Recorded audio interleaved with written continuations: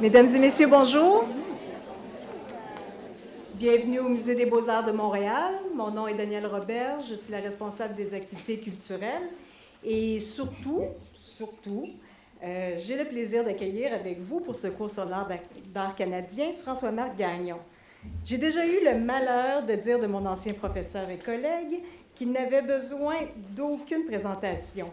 Ayant formé un nombre important d'étudiants et donné un nombre aussi impressionnant de conférences, étant en fait un de nos ambassadeurs préférés de la culture québécoise. Ce qui m'a mérité une sorte de soupir ou une moue, disons-le, de sa part. Alors aujourd'hui, cher François-Marc, je vous présenterai donc en bonne et due forme. Donc, François-Marc Gagnon est à la fois historien et critique d'art. Il a été professeur au Grand Séminaire de Québec, à l'École des Beaux-Arts de Montréal, à l'Institut de catéchèse de l'Université Laval et, pendant 34 ans, professeur au département d'histoire de l'art de l'Université de Montréal, d'où il prend sa retraite, entendre ici tous les guillemets du monde, en l'an 2000. Depuis, il dirige l'Institut de recherche d'art canadien Gail et Stephen A. Jaruzelowski de l'Université Concordia, que nous remercions d'ailleurs pour sa collaboration à la présentation de ce programme de cours. Depuis 1969, avec l'homme du commun Jean Dubuffet, François-Marc Gagnon publie avec constance.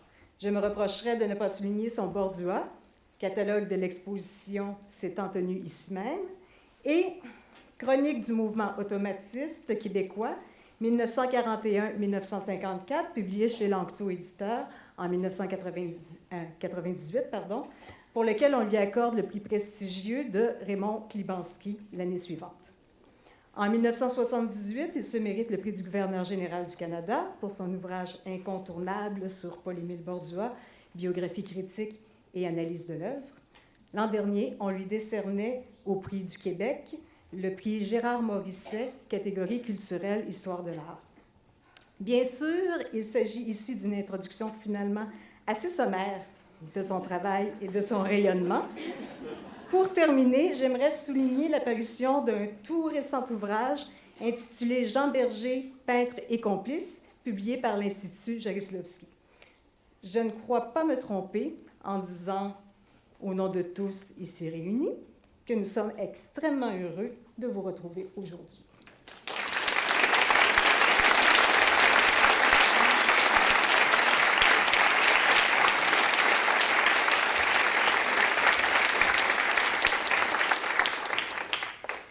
Et je dois dire moi aussi.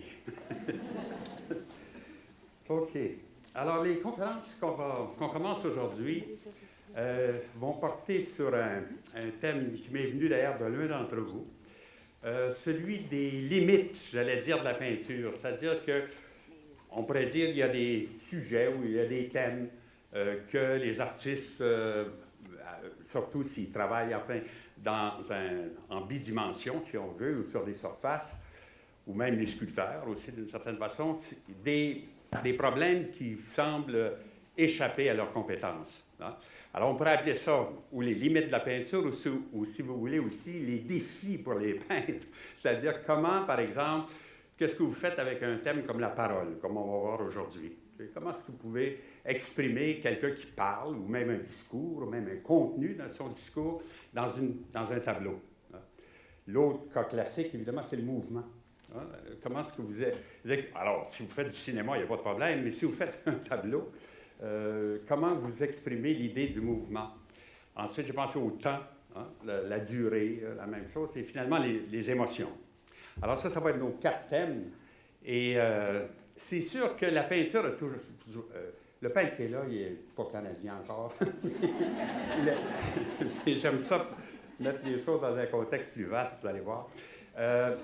Une des choses qui est certaine, c'est qu'il y a une tradition qui veut qu'il n'y ait pas de sujet impossible à traiter. Tu sais, qu'on peut toujours trouver des moyens. Et d'ailleurs, vous allez voir, c'est un peu ça qui arrive, c'est qu'on finit par contourner le problème, puis arriver à exprimer ce qu'on voulait.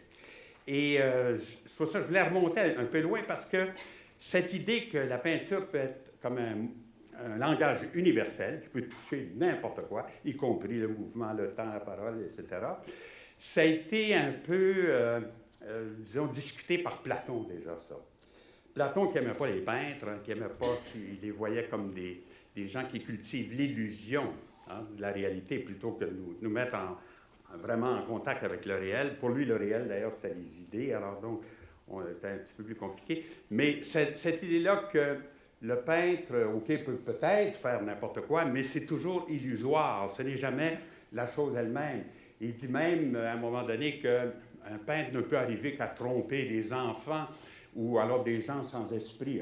Ça, c'est pas bien gentil, mais en tout cas, il disait ça un peu comme ça. C'est-à-dire que si vous présentez des tableaux de loin, en trompe-l'œil un peu, peut-être que vous pourrez faire croire à des gens pas préparés que c'est la vraie chose, hein, que c'est pas une représentation, mais que c'est l'objet lui-même. Hein. Et pour Platon, étant donné que c'est illusoire, etc., donc ça serait faux, ça serait cultiver la fausseté plutôt que d'arriver à la vérité. Cette même reproche que Platon faisait aux peintres de son temps, on pourrait dire que les peintres de la Renaissance vont leur prendre, eux, au contraire, pour eux. Et en particulier, Léonard de Vinci va dire au contraire, non, la peinture est vraiment un médium absolument universel. On peut faire quoi que ce soit. Alors, j'avais repris son texte ici. Il dit, si le peintre veut voir une belle femme pour allumer sa flamme, il n'a qu'à le faire. Hein? C'est-à-dire qu'il peut faire ça aussi, en fait. Tu sais. Il a le pouvoir de la créer, et s'il veut voir des monstres pour se faire peur, il peut le faire aussi. Alors, et c'est comme ça, sur une page entière, où il donne un peu tout ce que le peintre peut faire. Alors, les reproches que Platon faisait à cette illusion-là, au contraire, Léonard de Vinci les prend pour lui. Il dit non, non, c'est une qualité, ça. Et en particulier, le point qui était un peu crucial, c'était le problème du paysage. Là. Est-ce que le paysage, c'est quelque chose dont les peintres devraient s'occuper? Alors, pour Léonard de Vinci, oui. C'est pour ça que j'ai commencé par cette image-là. Oui, le paysage est aussi important. Et il rapporte d'ailleurs une espèce de discussion qu'il y a eu avec Botticelli sur le thème du paysage. Et Botticelli aurait dit à Léonard, en fait, c'est comme ça qu'on le sait, parce que c'est Léonard qui raconte cette affaire-là. Il aurait dit, un paysage, ça, c'est très facile à faire, on n'a pas de temps à perdre avec ça. Il suffit de prendre une éponge avec un peu de couleur, puis lancer ça sur le mur, puis là, les dégoulinures, ça va vous faire votre paysage. Alors évidemment, Léonard est un peu insulté de cette façon un peu cavalière de procéder. Il lui dit, oui, avec ça, on peut éventuellement trouver des idées. Hein? Ça, c'est la vieille idée que les craquelures ou les taches sur les murs, les peintres peuvent le regarder, puis là, à partir de là, avoir une idée, puis inventer quelque chose. Mais il dit, juste avec votre éponge, vous ne pourrez pas finir votre tableau. Vous pouvez le commencer, peut-être, ça peut vous donner une idée, mais vous ne pourrez pas faire tout le tableau avec ça. Et il concluait, d'ailleurs, Léonard, en parlant de cette histoire-là. Et d'ailleurs, Botticelli a fait de très mauvais paysages. Et on voit, c'est tout la dialectique entre l'importance des personnages, l'importance du sujet chez Botticelli, alors que ce qui est l'arrière-plan, enfin, on fait le minimum, là, on fait des arbres, un peu de ciel, c'est tout, mais ce qui est important, c'est le sujet. Hein. Alors qu'un paysage à l'état pur, c'est comme s'il n'y avait pas de sujet, c'était simplement le fait de représenter les choses telles qu'elles sont. Hein. Alors, donc, ça, c'est un peu si vous voulez, ça peut servir d'introduction à mon propos, puisque ça va être des problèmes comme ça. En fait, c'est les deux points de vue, si vous voulez, qui s'affrontent, et ça va être des problèmes de ce type-là qu'on va aborder. Alors, le premier, comme je vous disais, donc, c'est la parole. C'est comment on a représenté la parole. Et je me suis dit, ben, il y a une forme d'art qui a solutionné le problème depuis pas très longtemps, mais en tout cas qui l'a solutionné d'une façon brillante, c'est la bande dessinée. Hein? Non, on a représenté la parole, tu vois. Alors, c'est ça. Allez-y pomper, dit le capitaine, puis nos deux Dupont dit pompon. Hein? Alors, et là, en fait, ça donne aussi une clé, c'est-à-dire qu'une des façons de représenter la parole, ça va être d'écrire des mots sur le tableau. Hein? Et en fait, ça va être une des façons les plus les plus courantes de procéder. C'est-à-dire d'écrire ce qu'on veut, un peu comme ici. Là. Si on n'avait pas l'écriture, on ne saurait pas de quoi ça retourne. Mais là, on voit, c'est Tintin qui est dans un scaphandre. Là. Il faut qu'il pompe, évidemment, autrement il n'y aura pas d'air, lui, il va étouffer. Alors donc, on a, avec les paroles comme ça, un peu le contenu de la chose. Hein. Et là, vous allez voir, je vais prendre maintenant, on va passer un peu à l'art canadien après cette introduction. Je vais prendre quelques exemples que je veux situer d'abord, en tout cas, par rapport à la théorie de l'art, sur cette idée que la peinture était vue comme une espèce de forme poétique, mais une poésie muette, alors que la poésie était une peinture parlante. Hein? On a fait cette opposition entre les deux pendant la Renaissance. Par exemple, Lomazzo, qui était un peintre qui est devenu malheureusement aveugle, là, et c'est pour ça qu'il est représenté ici comme un jeune homme, c'est un autoportrait de lui, mais qui est surtout connu comme un théoricien, avait insisté là-dessus, lui, sur cette idée que ça venait d'Horace, pictura ou poésie sur le pictura, c'est que les deux peuvent s'échanger. La peinture est comme une poésie, mais qui ne peut pas parler, alors que la poésie est une peinture est une peinture qui parle. Hein? Alors, ça, vous aviez ça chez là. C'est répété pendant toute la Renaissance et c'est illustré, par exemple, ici, de façon presque didactique. Là.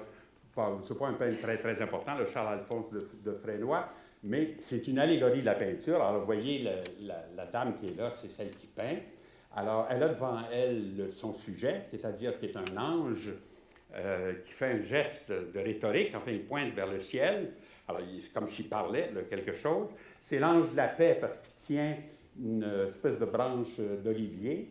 Et il a déposé à ses pieds aussi un arc et un carquois avec des flèches, autrement dit. Donc, c'est comme un ange qui est contre la guerre, si on veut. Et alors, la peinture, c'est la dame qui est là, qui est en train de faire sur une espèce d'ovale la scène qui est devant elle. Mais les deux enfants qui sont au premier plan, ils sont intéressants aussi parce qu'il y en a un, celui qui nous regarde. Ça, dans les tableaux du XVIIe siècle, souvent, on appelle ça l'admoniteur. C'est quelqu'un qui est dans le tableau, qui est en train de prendre contact avec le spectateur directement. Comme si lui faisait le contact. Là. Les personnages dans le tableau sont occupés par ce qu'ils voient, mais tout d'un coup, il y en a un qui nous regarde et qui dit « Hey, ça, c'est intéressant. » Alors, il est en train de regarder un livre et de pointer quelque chose. Et là, c'est trop difficile à voir d'où vous êtes, mais dans une meilleure reproduction, vous verriez qu'il est en train de pointer le nom de Léonard de Vinci, justement. Hein? Alors, puis l'autre, le petit Angelot qui est un peu au centre, avec son petit compas, lui, c'est le peintre géomètre. Hein? C'est la peinture comme science, comme géométrie aussi. Alors, ils sont là aussi pour indiquer. Et finalement, à droite, vous avez une espèce d'évocation des sciences et des arts avec les instruments de musique, puis l'espèce de sphère là, au sol, hein, à droite. Ouais. Alors, vous voyez donc encore cette même idée. On est aux prises, là, il veut, c'est ce que le peintre veut exprimer, donc c'est une allégorie de la peinture, il veut parler de ce qu'est la peinture, et il met même en scène un ange en train de parler, en train de dire quelque chose, et là, il s'arrange ensuite pour les mettre comme ça côte à côte pour nous convaincre de ça. Hein. Et là, j'ai trouvé un exemple qui était un peu ridicule. Enfin, je ne vois pas comment le décrire autrement. C'est un graveur, Jean-Baptiste Ourdy, relativement connu, mais qui a illustré les fables de La Fontaine. Hein. Et la fable en question, ça raconte un artiste qui a fait le portrait de Jupiter, une statue de Jupiter. Alors, vous voyez l'artiste qui est là devant son œuvre, et il y a Jupiter. Puis là, si vous lisez la fable, vous allez voir ce qu'il dit. Il dit « L'artisan exprima si bien le caractère de l'idole qu'on trouva qu'il ne manquait rien à Jupiter que la parole. Hein? C'est ça, c'est la peinture muette. Alors, tout ce qui manque, c'est la parole. Puis il continuait. Même l'on dit que l'ouvrier eut à peine achevé l'image, qu'on le vit frémir le premier et redouter son propre ouvrage. C'est ça qu'il est en train de faire. Il a peur le Jupiter avec ses éclairs dans la main. Là, vous voyez, à droite, là, il y a toute une série. Alors, il a peur que ça y tombe dessus aussi. Et finalement, un autre exemple de ça, de la peinture muette, ça, c'est une gravure, en fait, qui n'est peut-être pas de grand style, mais vous voyez, elle a un bandeau sur la bouche. Hein?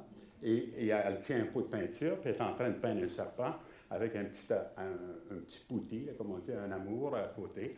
Alors, là aussi, hein, la peinture, c'est quelque chose qui est muet, et donc, pour exprimer la parole, bien, il faudrait qu'elle puisse trouver des moyens. Alors, j'en arrive à mes exemples que je veux classer en deux catégories. Vous allez voir, il y a d'abord la peinture religieuse. Il y a eu des problèmes avec ça, enfin, comment représenter les paroles, parce que c'est souvent très, très important, en particulier, c'est comme un thème comme l'Annonciation, par exemple.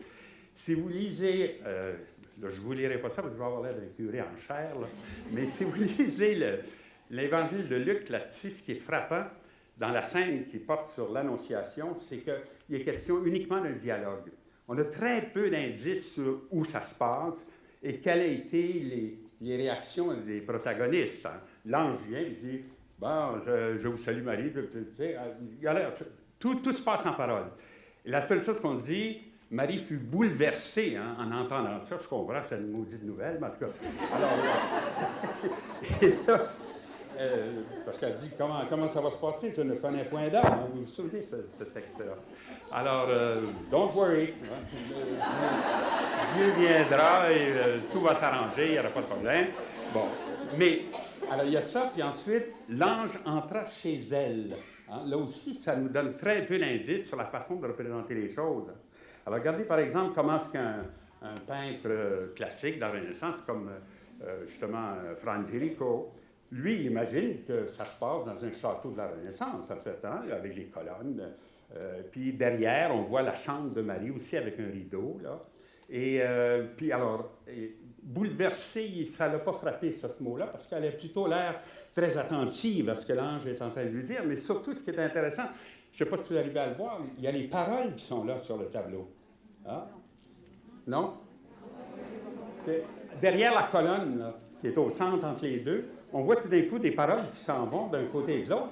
Et c'est en effet les paroles en latin, en fait, parce que c'est... Alors, l'ange parle, puis on peut le lire, mais quand la Vierge répond, c'est très curieux parce que c'est écrit comme ça. Hein? C'est écrit comme en envers. Alors, c'est écrit pour que Dieu lise, lui. Vous comprenez? C'est pas pour nous, ça. Alors, ce qu'elle dit, « Ecce ancilla Domini », qu'il se soit fait selon verbum tuum. Alors, je suis la servante du Seigneur, qu'il soit fait comme tu le dis, là, comme ton verbe. Hein? Alors, mais là, c'est écrit en envers, comme ça s'adresse en haut. Hein? Alors que ce que l'ange dit, lui, on pourrait le lire. Tu sais. Alors ça, c'est une façon astucieuse de régler le problème. Et je vous dis, c'est très typique de la peinture religieuse, en particulier, d'avoir, avec un thème comme l'Annonciation, afin d'avoir à produire des mots dans le tableau. Hein. Si on regarde un exemple canadien plus simple un petit peu là, que ça, il s'agit là d'une sculpture en bas-relief, disons, là, je dépasse un petit peu mon sujet de peinture, et qui était à Verchères. On ne sait pas très bien où c'était situé dans l'Église, et ça date vraiment du 19e siècle. Peut-être un travail de Quévillon, hein, un des sculpteurs du temps, parce qu'il a travaillé à Verchères, lui. Alors, c'est peut-être lui ou un de ses dépendants, parce que Quévillon, c'était une vraie usine, ça, il y avait beaucoup de monde qui travaillait pour lui, etc. Alors, peut-être qu'il y avait ça aussi. Alors, on voit l'ange arriver avec son espèce de plante, là, et qui pointe sur le rayon qui vient de la colombe, sur la Vierge, qui fait deux gestes, enfin un geste de bouleversé un peu, et l'autre sur son cœur, comme ça. Alors, puis, la Vierge, le prix Dieu, l'ange et la colombe sont en relief un peu. Le reste est peint en trompe-l'œil. Le reste est tout simplement peint. Alors là, il n'y a pas de parole, vraiment, dans les sculptures comme ça. On en voit, vous allez voir un peu, mais c'est très, très discret habituellement. On ne le voit pas. On pourrait faire un parallèle intéressant. Je ne pense pas que ça soit une source de la sculpture, mais c'est très, très voisin comme présentation par ce maître italien, le Hallori, qui a fait aussi une annonciation. Alors, on voit l'ange aussi qui descend du ciel, qui est encore en ciel, qui pointe vers les rayons, l'espèce de halo lumineux qui est au centre, et la Vierge qui fait exactement les mêmes gestes. Hein. C'est-à-dire un portant sur son cœur, puis l'autre comme ça, un peu comme effrayé par ce qu'elle voit. Hein. Et alors, pourquoi je dis que ce n'est pas forcément une source, là, dans le sens que quelqu'un aurait pu voir ce tableau-là puis s'en inspirer directement, c'est que tous ces gestes-là sont très codifiés. Hein? Et on les retrouve dans plusieurs tableaux, dans plusieurs contextes. Alors, des gestes comme de surprise, etc., ça se retrouve partout. Alors, donc, c'est pas étonnant qu'on puisse tout d'un coup faire un parallèle de ce type-là. Hein? Mais alors, vous voyez, donc là, ça serait une façon... évidemment, quand les thèmes sont très connus, quand on arrive dans les paroisses du temps, etc., où tout le monde est catholique, tout le monde a lu ces histoires-là, vous n'avez pas besoin de beaucoup de vocabulaire pour... mais avec le temps, évidemment, ça devient plus obscur. Avec les jeunes étudiants, des fois, il faut leur expliquer ça comme si c'était du bouddhisme ou... je sais pas. Des fois, je suis très surpris de... Bon, ils sont corrects avec la crucifixion, mais c'est à peu près tout. C'est pas toujours... Alors, regardez, une autre façon d'identifier aussi avec les mots, c'est par exemple dans les sculptures comme ça qui viennent là qui est maintenant au Musée du Québec, là, à Québec, l'Archange Gabriel, mais ça vient en fait, c'est un très bon sculpteur, ça, c'est Leblond-Latour, ça vient en fait de l'église de l'Ange Gardien. Hein? Et ils avaient donc plusieurs anges là, dans l'église, puis ils ont finalement, pour les restaurer aussi, pour les garder de façon plus sécure, on les a ramenés donc au musée. Mais là, celui-là, qui est écrit sur sa poitrine, Ave Maria, c'est certainement Gabriel. Hein? C'est l'ange de l'Annonciation. Hein? Et là, on ne pourrait pas le savoir si on n'avait pas cette inscription-là. Hein? C'est ça qui permet tout d'un coup de dire, bien, de tous les anges qui sont là, il y a Raphaël, il y a d'autres, là. Et alors, c'est celui-là qui serait l'ange de l'Annonciation. Alors, donc, vous voyez encore là un peu l'implication enfin, des paroles dans, j'allais dire, la découverte du sujet là, qui est peint. Voici maintenant un exemple qui se rapproche un peu plus de la bande dessinée, qui est un ex-voto. Hein? Vous savez que près de... en fait, à Saint-Anne-de-Beaupré, près de Québec, il y a un musée là, où on a représenté toute une série d'ex-voto. Les ex-voto, c'était des tableaux que les gens promettaient de faire et de donner à l'Église s'ils étaient sauvés par la bonne Sainte-Anne de quelques malheurs. Hein? Comme par exemple, là, le malheur, là, il est clair, là, ils sont une gang d'enfants, là, de jeunes, là, un peu écervelés, vous allez voir pourquoi, au milieu du fleuve, puis il y en a qui sont dans l'eau, d'autres qui sont sur le canot, etc. Alors, ils ont dû promettre, eux autres, hein, si on les sauver, on va faire un ex-voto, on va faire un tableau, mais c'est des gens qui n'ont peut-être pas beaucoup de moyens, alors ils sont allés voir un peintre un peu naïf, là, tout ça. Et là, vous avez une très longue inscription en haut qui décrit exactement ce qui s'est passé. Alors, vous allez voir, je vais vous la lire, là, c'est pas... peut-être pas trop facile, parce qu'il y a beaucoup d'abréviations dedans, peut-être pas trop facile à lire. Ex-voto, Jean-Baptiste T. Auclair, alors là, donc, on a le nom d'un des garçons. Louis Bouvier, ça c'est l'autre. Marc Feuilletot, tous trois sauvés. Alors, les deux boys sont sauvés, les autres sont sur le canot. Hein. Ils ne font pas de signe de grande galanterie, vous allez voir. Parce que les pauvres filles vont avoir de la misère. Alors, et Marc Feuilletot, tous trois sauvés. Ensuite, Maria Chamard, âgée de 21 ans. Marguerite Champagne, âgée de 20 ans, un jour. Tous deux noyés. Hein?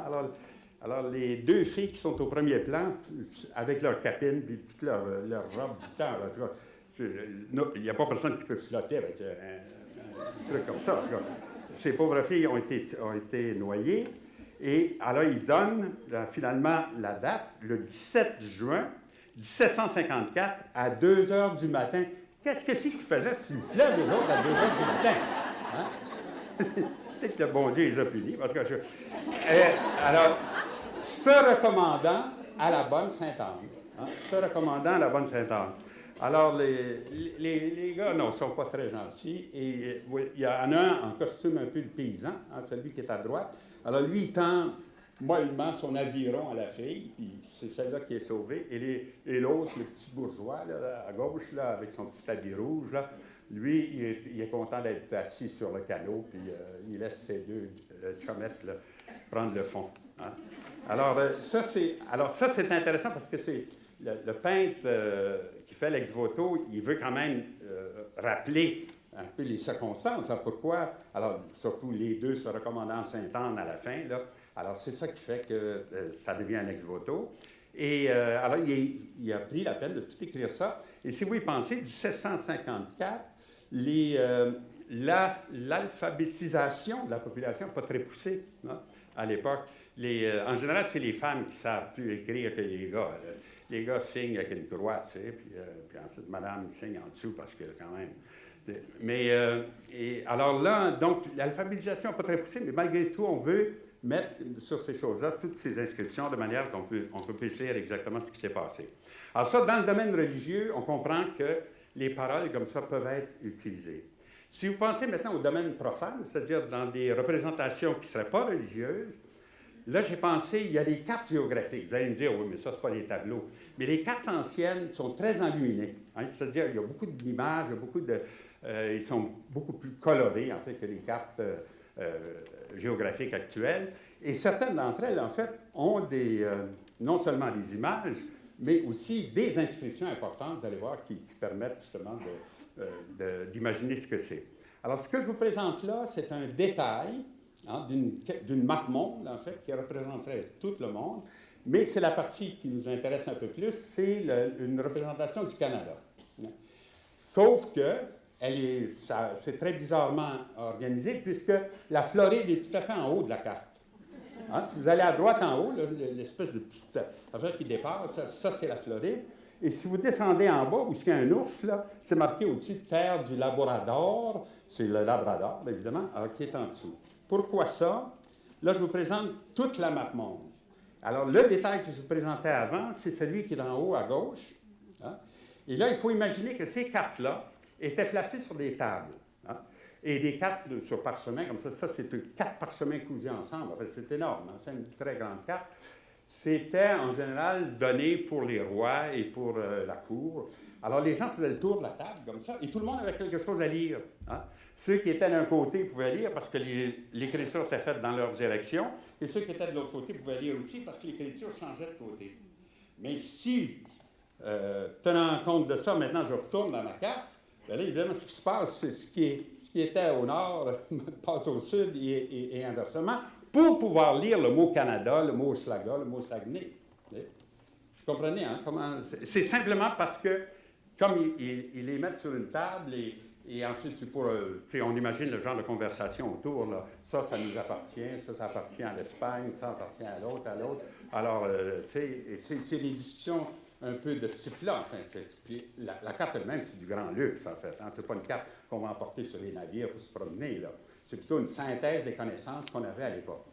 Bon, en plus, alors, il y a des petites vignettes, comme je vous disais, donc c'est des cartes très enluminées, avec beaucoup de choses, puis à côté, des rectangles dans lesquels il est écrit un peu ce que c'est. Hein? Alors, je vais vous en montrer deux. Alors, la première est celle-là, si vous vous rappelez, en fait, c'est un peu sur la droite, là. Alors, ça s'appelle les pygméos, les pygmées. Quel diable faisait les pygmées au Canada à l'époque? C'était un peu bizarre. Je vais prendre une goutte d'eau, je ne serai pas capable de continuer. Et alors ça, si vous lisez le texte qui est en dessous, parce qu'il décrit très bien ce qui se passe, ci-dessus est la description d'un peuple nommé Pygméos. Alors, il essaie de mettre ça un peu en latin, là, Pygméos, ou je ne sais pas quoi. En tout cas. Gens de petite stature, comme d'une coudée. Ça, c'est pas bien haut, hein? Une coudée, c'est ça, à peu près. Alors, gens de petite stature, comme d'une coudée. Au 3e an, ils engendrent. Ça veut dire, donc, ils donnent naissance à 3 ans. C'est un peu pressé. Et au 6e, ils meurent. Ben oui, je comprends. Si tu commences à 3 ans, c'est fatigant un peu, ça. Non ayant devant les yeux honte, justice ou honnêteté. Et pour cette cause, sont dits brutes, non hommes. Hein? L'opposition brute et homme, ça, les brutes, c'est les animaux, en fait. Hein? Alors, donc, là aussi, c'est très raciste, en fait. Hein? Les pygméos, c'est les brutes. Ils sont non-hommes parce qu'ils n'ont pas de justice, ils n'ont pas de honte, ils n'ont pas d'honnêteté. On tient qu'ils ont guerre continuelle contre les oiseaux nommés grues. Hein? On tient, je veux dire, on dit, on raconte qu'ils ils sont en guerre avec les grues. Pourquoi? C'est parce que c'est probablement une légende qui a commencé en Afrique, parce que les grues se promènent de l'Afrique vers le nord, ils nichent dans le nord. Hein? Vous avez tous vu les fameux nids là, de cigognes, des choses comme ça. Là. Alors, ils nichent là. Mais évidemment, pour les Africains, les autres, ils ne voient jamais les œufs. Hein?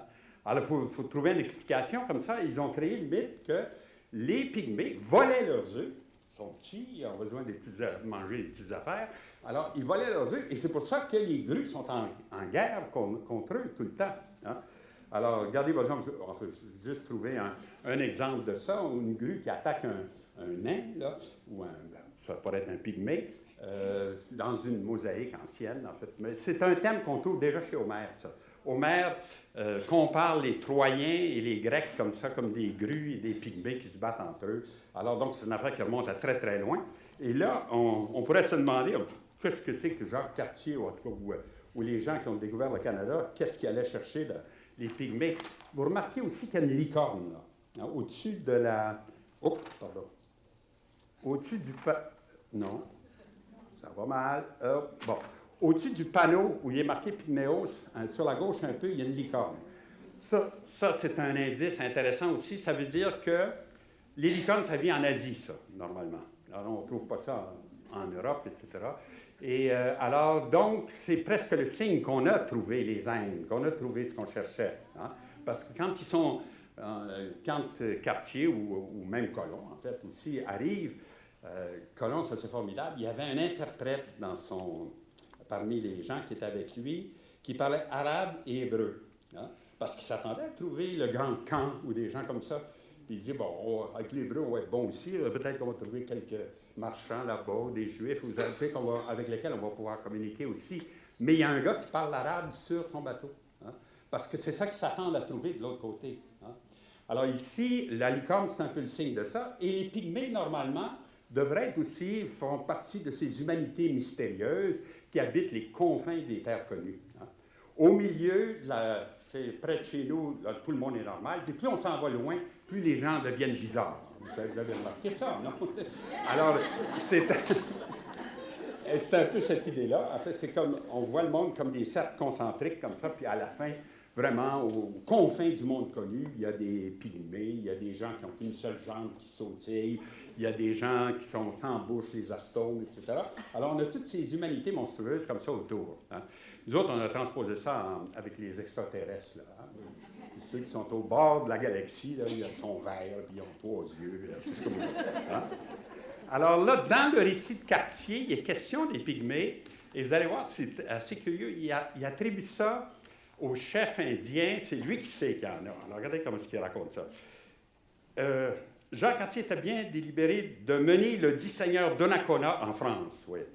Alors, il dit, lui, je l'amène en France pour qu'il explique ce qui se passe ici au roi.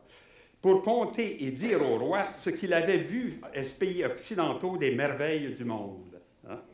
Car il nous a certifié avoir été à la terre du Saguenay, où il y a une infinité d'or, rubis et autres richesses, et ils sont les hommes blancs, comme en France, y accoutrés de draps de laine. Alors ça, c'est extraordinaire, parce que si, au Saguenay, non seulement il y a l'or, des rubis, ça c'est toujours bon, ça c'est pas n'importe quel roi, mais aussi qu'il y a des gens là qui seraient blancs comme nous et habillés avec de la laine, c'est-à-dire qui savent tisser. Oh, là, on a affaire à une espèce de civilisation inconnue. Alors, il excite la curiosité du roi avec ça. Hein? Et c'est plus dit, Donnacona toujours, avoir été en autre pays de Pygméens. Alors, c'est nos Pygmées.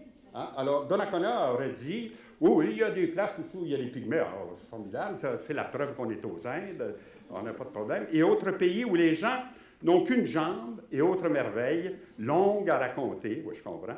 Le dit Seigneur est homme ancien et ne cesse jamais d'aller par pays depuis sa connaissance, tant par fleuve, rivière que par terre. Hein? Ce que je pense qui est arrivé, c'est que ce Donnacona, ça ne tentait pas, lui, d'aller en France, à aller raconter ça. Hein? Mais alors, pour se sauver un peu de la situation, c'est ça, il a inventé des histoires, puis Cartier a pris ça pour de l'argent comptant. Même, ils en ont amené certains en France avec faire des déclarations devant notaire. Ils s'en foutaient complètement, les notaires français. En tout cas. Alors, et pour être sûr là, que ce qu'ils disaient était vraiment vrai. Hein? Vous voyez un peu le contexte. Alors, après, l'autre image ici, vous avez un bonhomme qui a l'air de compter sur ses doigts, qui est habillé comme un Européen, et qui est devant une bande d'Indiens qui gesticulent, qui ont peur, on ne sait pas trop quoi. Et en général, quand on a fait les recherches sur cette carte-là, vous avez une hypothèse qui disait c'est peut-être un portrait de Cartier, ça, le bonhomme qui est en train de compter sur ses doigts, parce que ça se rattacherait à un épisode encore qu'il raconte, dans lequel il veut aller à Hochelaga. Vous savez, il est à Stadacone, donc dans la région de Québec, puis il veut aller à Hochelaga, mais les gens de Stadacone veulent le décourager d'aller à Hochelaga, parce qu'ils veulent faire du commerce avec lui, ils ne veulent pas qu'il aille plus loin, puis qu'il fasse du commerce avec Hochelaga, avec les Indiens qui sont là-bas.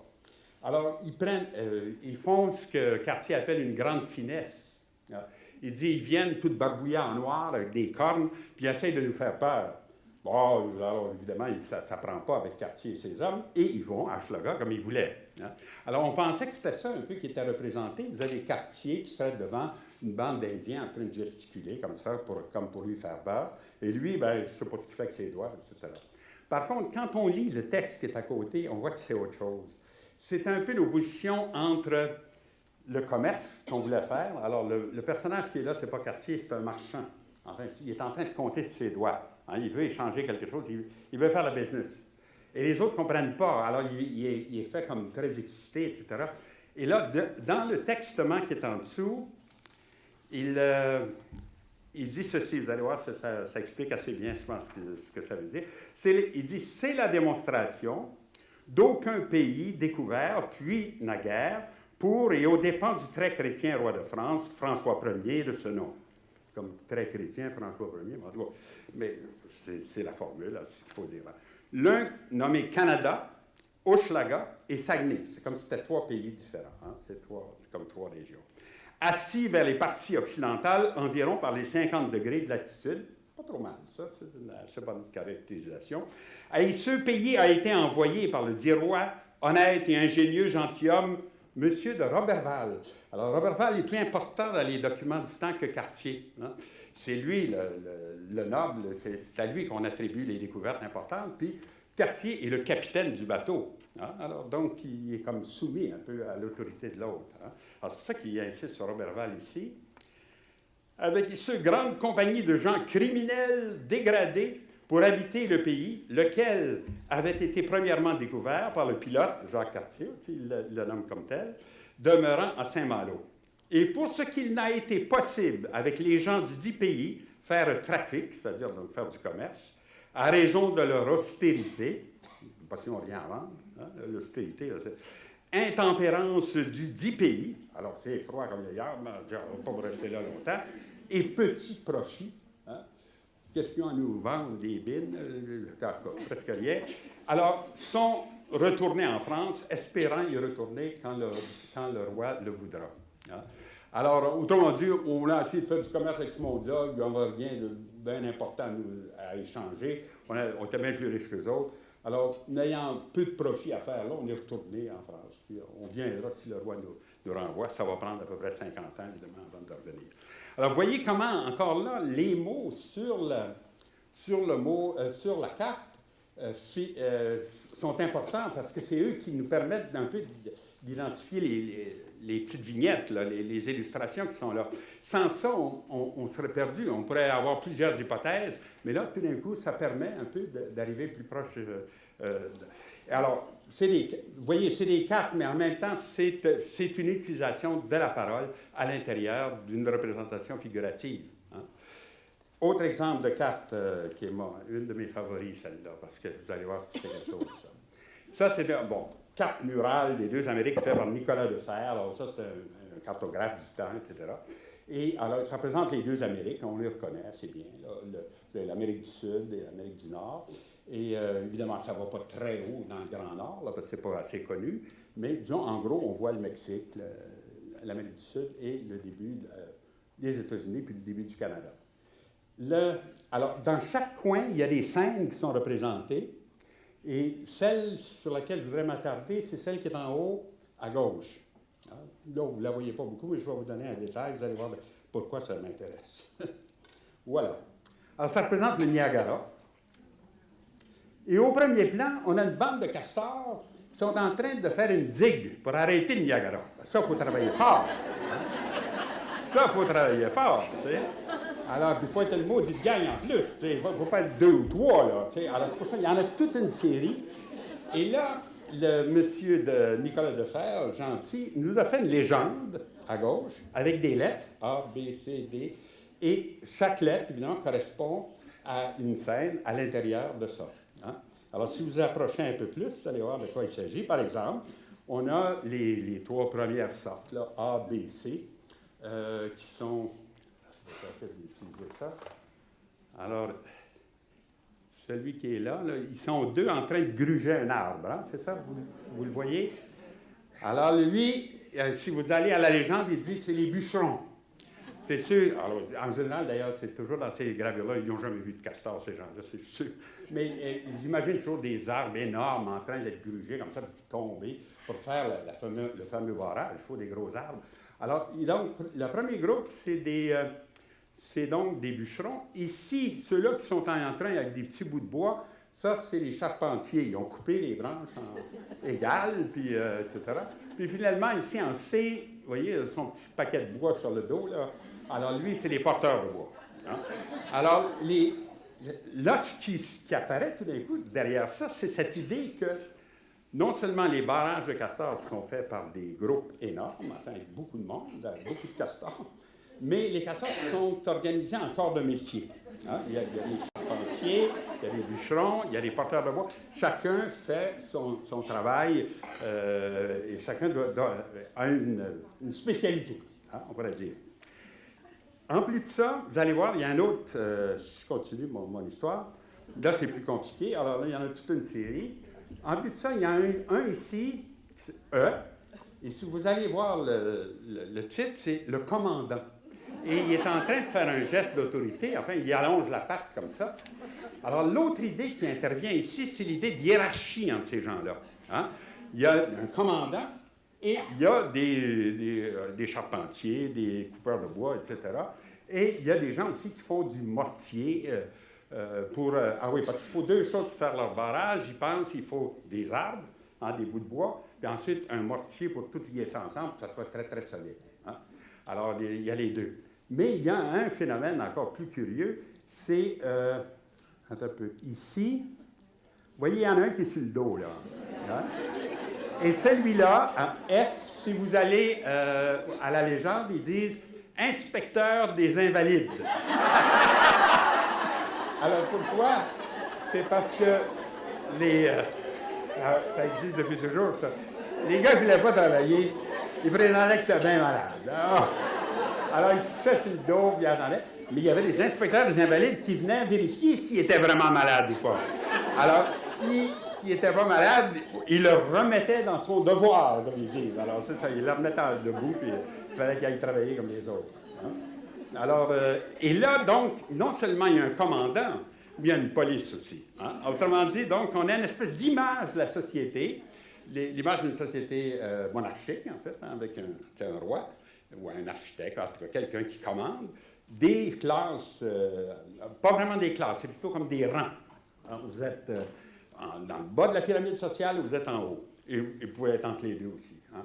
Alors, puis éventuellement, une police pour voir à ce que tout se passe bien, puis que chacun reste dans son devoir, justement. Hein? L'autre histoire, alors, c'est le mortier. Alors là, comment est-ce qu'ils transportent ça, nos castors, vous pensez? Sur la queue! Ça règle le problème, c'est pas bien. Mais j'ai trouvé aussi dans Gabriel Sagard, qui est un bon récollet, un peu naïf, lui, il dit transportait ça sur les vieux castors qui étant fatigués, se couchaient comme ça. Alors, il mettait le mortier sur la baleine, puis il tirait par la queue comme il brisait. Alors, ça, mais là, non. Pour la carte ici, c'est vraiment comme ça sur la queue. Alors, ils s'en vont vers la construction finale, puis ils vont faire. Alors, regardez, bon, là, c'est ce que je vous disais tout à l'heure. Le F, c'est l'inspecteur des invalides. Le H, c'est l'invalide. Et là, à une légende avec H, on vous dit castor fatigué pour avoir trop travaillé de la queue. Eh oui, transporte le mortier. Là, vous avez pensé à d'autres choses. Là? Non. C'est des bons catholiques, ça, ce moment. Alors,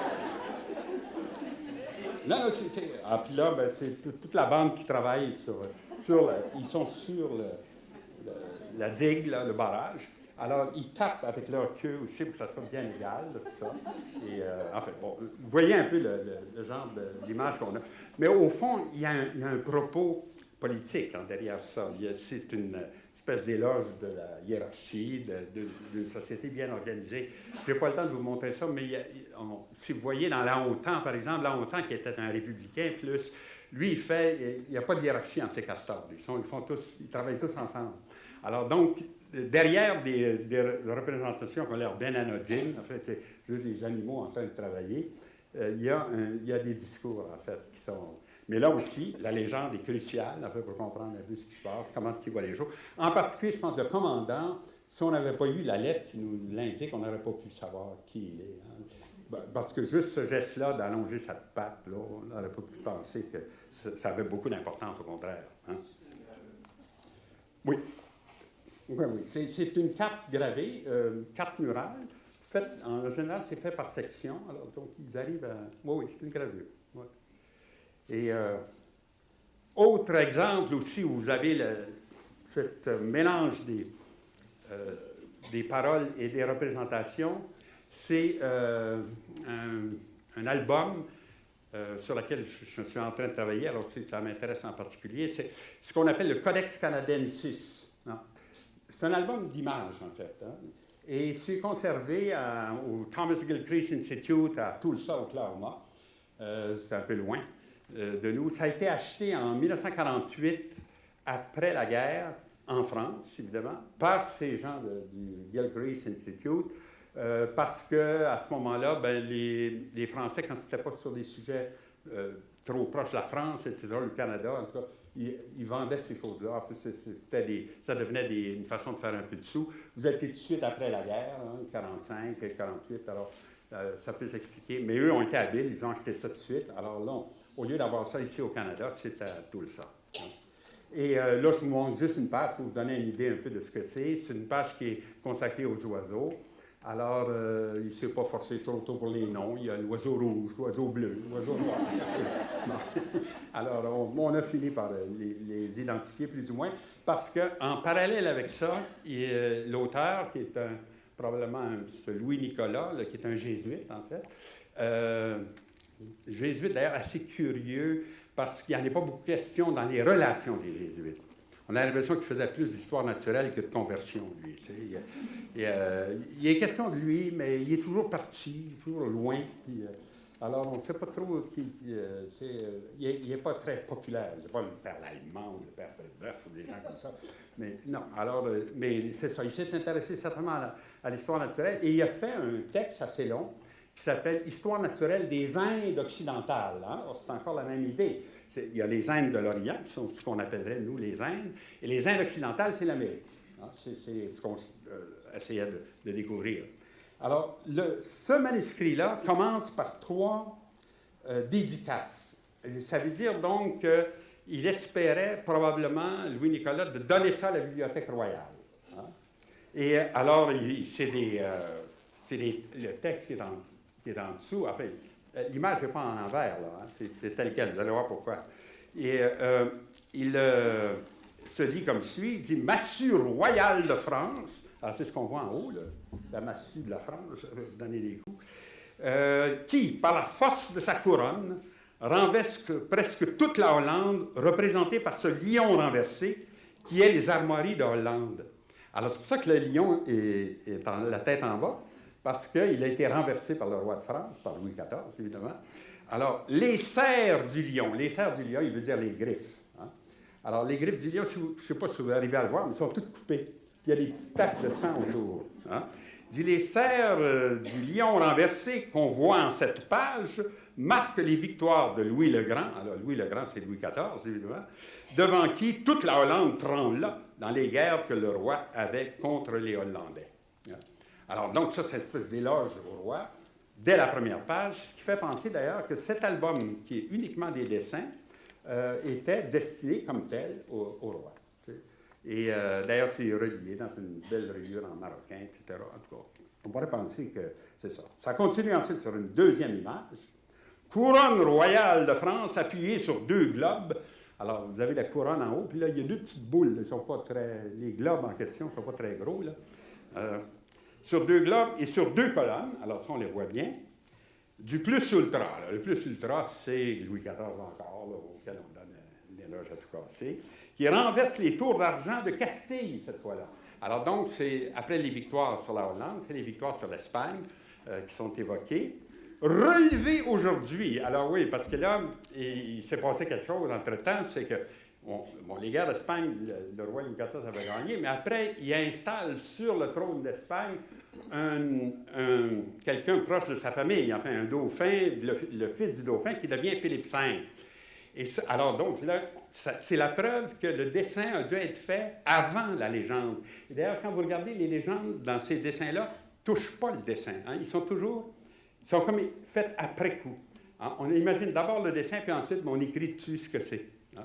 Et comme entre-temps, donc, la situation avait beaucoup changé, bien, il est embêté. Alors, il ajoute, relevé aujourd'hui par la même couronne, c'est-à-dire par le roi Louis XIV, de France, dans la personne de Philippe V, fils de son Altesse royale, Monseigneur le Dauphin et le petit-fils de Louis le Grand. Tu vois? Alors, comme c'est maintenant un descendant de Louis le Grand qui est le roi en Espagne, il faut dire, bon, on a rétabli les tours renversées, maintenant, devraient être droites. Hein? Et ça aussi, ça nous a donné un indice de datation de tout le manuscrit parce que Philippe V arrive au trône d'Espagne en 1700. Alors, il faut que ça soit fait avant 1700 pour les images, puis l'écriture a été faite en 1700. Hein. Le problème avec Louis-Nicolas, c'est qu'on ne sait pas quand est-ce qu'il est mort. Hein. C'est un cas un peu particulier. Il voulait publier absolument son histoire naturelle, et ses supérieurs, en lui disant ça, on dit non, il est trop fou. Le fait est qu'il y a des affaires absolument inimaginables là-dedans. À un moment donné, il raconte qu'il a vu 2 sansonnets, alors ces 2 petits oiseaux, se bécotant, et il découvrait que c'est 2 mâles. Donc, 2 petits sansonnets gays. Alors, il ajoute, et j'ai 3000 témoins de la chose. Ben là, ça fait beaucoup. Alors, les supérieurs ont trouvé ça un peu léger. D'ailleurs, le manuscrit lui-même, quand on le voit, il y a des grandes barres rouges ou bleues dedans. Alors, ça a été lu par 2 censeurs, en fait. Alors, Nicolas était tellement vexé de ça qu'il a quitté les jésuites. Hein? Et il a dû, à l'époque, il a dû passer dans le clergé séculier parce que les gens n'étaient pas laïcisés du tout. Et là, on perd sa trace. Hein? La minute qui n'est plus dans l'ordre des jésuites, on ne sait plus trop ce qui arrive. Et c'est pour ça qu'on ne sait pas quand est-ce qu'il est mort. Mais c'est lui qui est l'auteur des dessins et des légendes qui sont là. C'est son écriture, d'ailleurs. Ben, on pourrait dire qu'il a vécu peut-être jusqu'en 1700, 1710 ou quelque chose comme ça. Hein? Parce que la date, c'est grâce à cette page-là qu'on l'a établie. Enfin, puis 3e exemple, alors là, c'est après la Hollande, après l'Espagne, c'est les Allemands qui y passent. Alors, et qui sont de France, qui portent un soleil si brillant qu'il éblouit les aigles d'Allemagne. Alors, on les voit tous les deux en bas, puis on les fait un peu les yeux à moitié fermés. Là. En un mot, cela veut dire que la France a bien battu l'Allemagne du temps du Grand Turenne, qui a été la terreur des ennemis de Louis le Grand. Alors, c'est 3 dédicaces très flatteuses là, pour le roi. Puis après, on commence avec les plantes, les Indiens, les animaux, enfin, les poissons, etc., les oiseaux, comme vous voyez. Et alors, tout le reste, c'est l'histoire naturelle, en fait, ou l'ethnographie en même temps. Hein, parce qu'il y a 11 planches sur les Indiens. Grand roi des Sioux, etc. Enfin, comme si, justement, Louis le Grand est maintenant en contrôle de toute une série de royaumes, en fait, qui seraient ici, dans les Indes occidentales. Hein. Vous voyez un peu comment ça.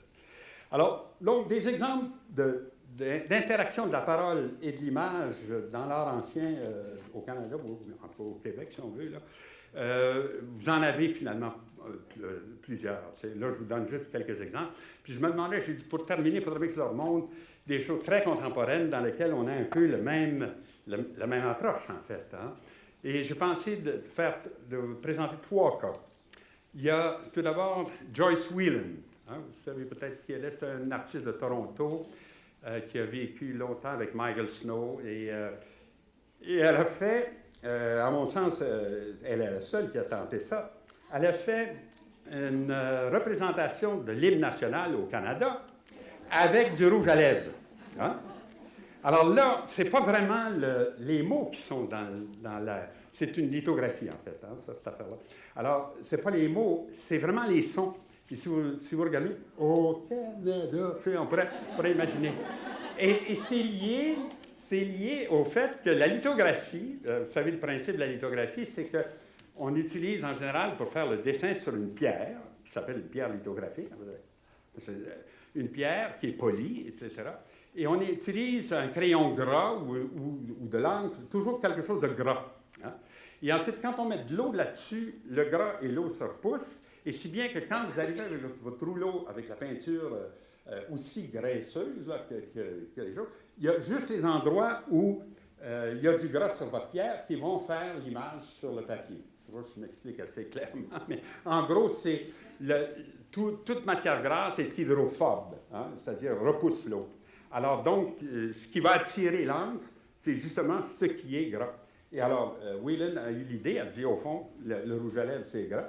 Pourquoi pas utiliser ça plutôt que les encres qu'on lui vend, etc. Alors, elle a fait une transposition comme ça, non seulement, ce n'est pas des mots, c'est la parole elle-même, c'est vraiment la parole comme prononciation ici qui est utilisée pour suggérer une histoire de ce type-là. Hein. Elle a fait aussi, évidemment, des œuvres, mettons, plus classiques, plus dans la suite de ce qu'on vient de voir. Reason Over Passion, qui est une courte pointe, en fait. Hein? Alors, et là, vous savez, c'est une citation de Trudeau, ça. Hein? Il avait dit « In government, reason is above passion ». Alors, évidemment, elle se moque de ça un peu, c'est ironique, ça, hein? Parce que faire ça sur une courte pointe, avec des petits cœurs tout le tour, là.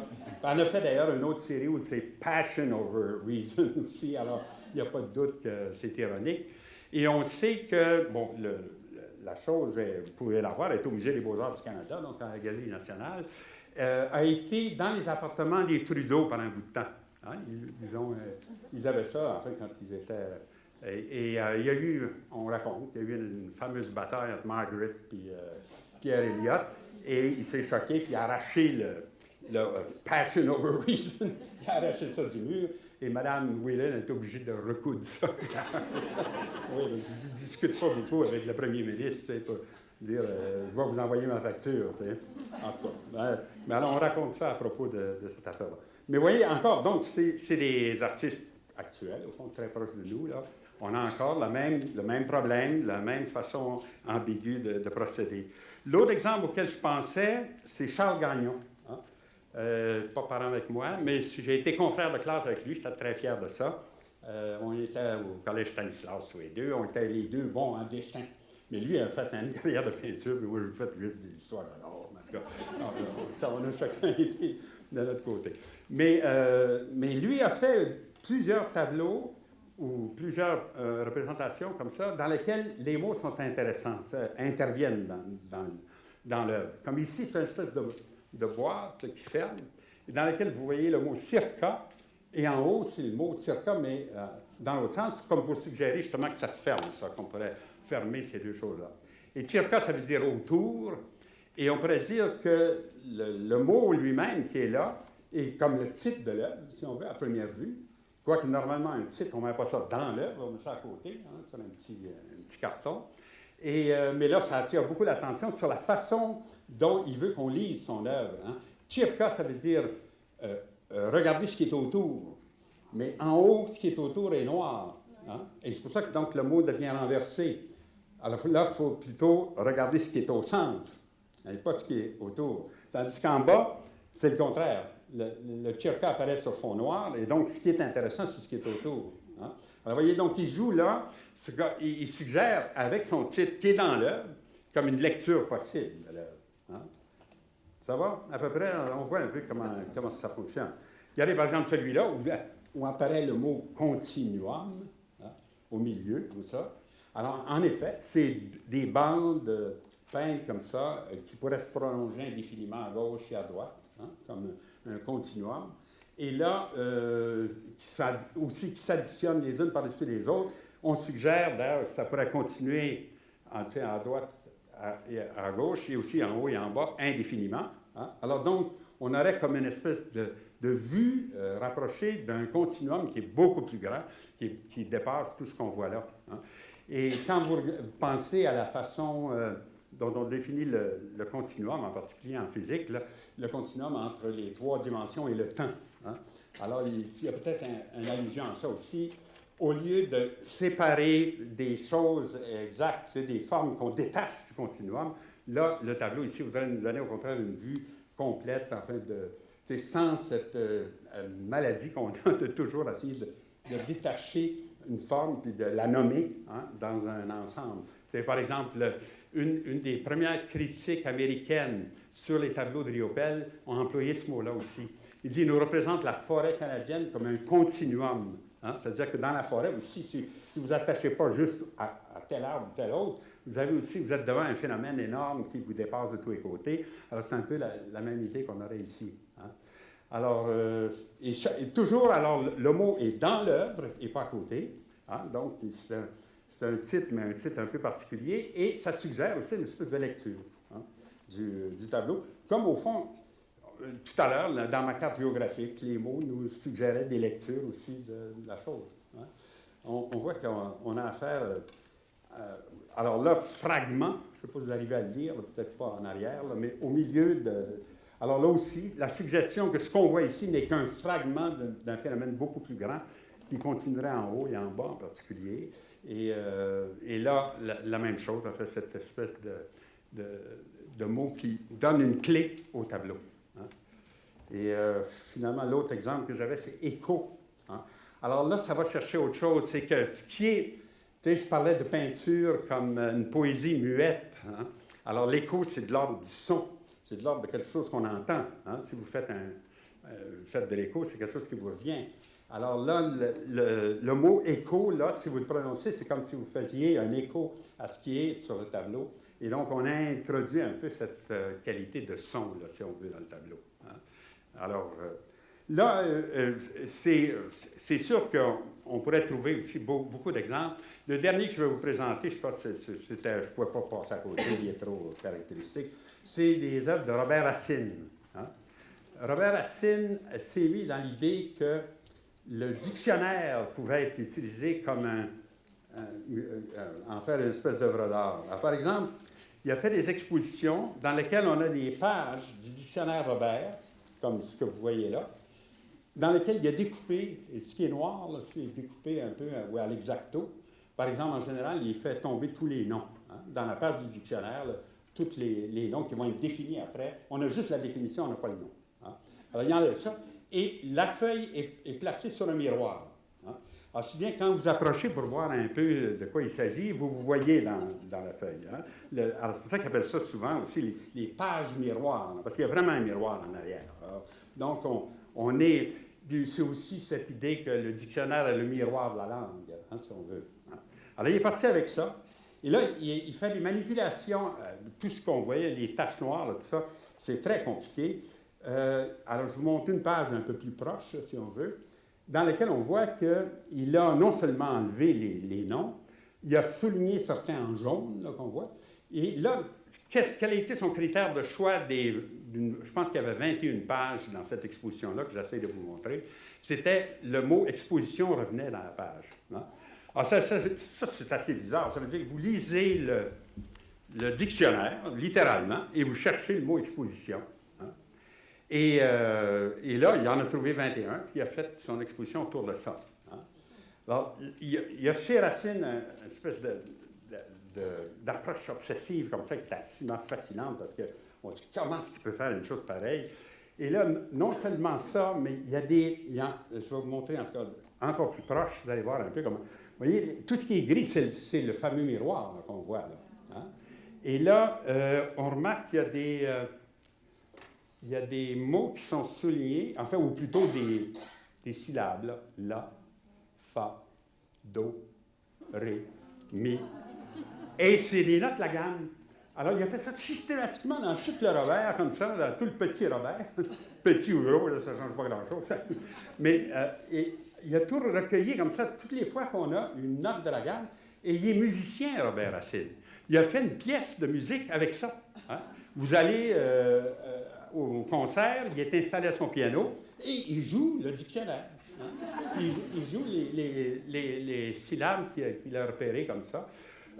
Bon, il y a d'autres complications là, que on ne finit pas d'en trouver, si on veut. Mais encore là, c'est une approche du langage, enfin, de façon très directe, puis avec ce côté très obsessif. Là, et l'œuvre la plus sensationnelle que j'ai vue de lui, ça fait un peu longtemps maintenant, c'était au Musée d'art contemporain, et ça s'appelait « Le terrain du dictionnaire ». Hein? Malheureusement, j'ai juste une photo prise dans un catalogue de musée, là, mais ce que vous voyez là, c'est des petites affichettes avec une pointe, hein, avec une épingle, si on veut. Et sur l'affichette, il y a un des mots du dictionnaire qui a été découpé et collé. Hein. Alors, vous avez ABC, tout le dictionnaire y passe. Au centre, il y en a tellement qu'il y en a mis tout ensemble en paquet, c'est ce qu'on voit au milieu. Mais alors, ça devient comme une mise en espace, si on veut, du dictionnaire en entier. Hein. C'est vraiment très, très surprenant. Et d'ailleurs, là, on ne le voit pas ici, mais quand il avait fait l'exposition, il y avait une paire de longues vues pour aller lire, si on veut, un mot plus loin, là, qu'on ne pouvait pas voir autrement. Tu sais, il avait installé ça. Alors là, évidemment, ça, c'est presque le triomphe de mon sujet, c'est la parole qui devient l'œuvre d'art elle-même, comme ça, le terrain du dictionnaire. Alors voilà. Alors la prochaine fois, on va voir le mouvement. Hein? C'est un peu le genre de problème aussi comme aujourd'hui. Comment est-ce qu'on se débrouille pour faire du mouvement dans la peinture? Alors merci beaucoup. Ah.